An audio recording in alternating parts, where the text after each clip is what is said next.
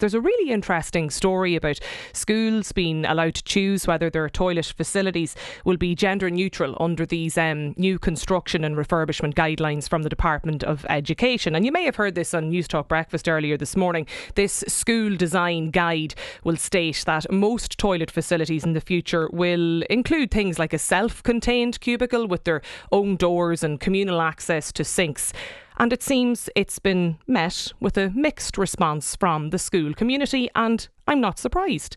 Look, I'm not anti-inclusivity and I'm not anti-gender neutral. I'm all for having choice. But I know, leaving the schools aside for 1 minute, I know that I hate using unisex toilets. I don't like it. I hate going into pubs and restaurants where there's unisex toilets. I don't like going in to use the toilets. Urine all over them. You come out into the communal areas. You're meeting lads out in them. You know, you're sharing the communal spots, the sinks. You're doing your makeup. Like, if I'm honest, I do feel a little bit uncomfortable about it. And I know the 13-year-old me would definitely have felt extremely uncomfortable in school sharing toilets with the lads and girls starting to get their periods and all of that chat. I would have absolutely hated it. And it doesn't mean I'm anti-gender neutral, because I know that I face the prospect of being cancelled now on Twitter today, because if you say anything that's perceived to be anything other than uber progressive or you express any element of concern, you're cancelled. So, like, absolutely bring in gender neutral toilets. I have no problem at all with that,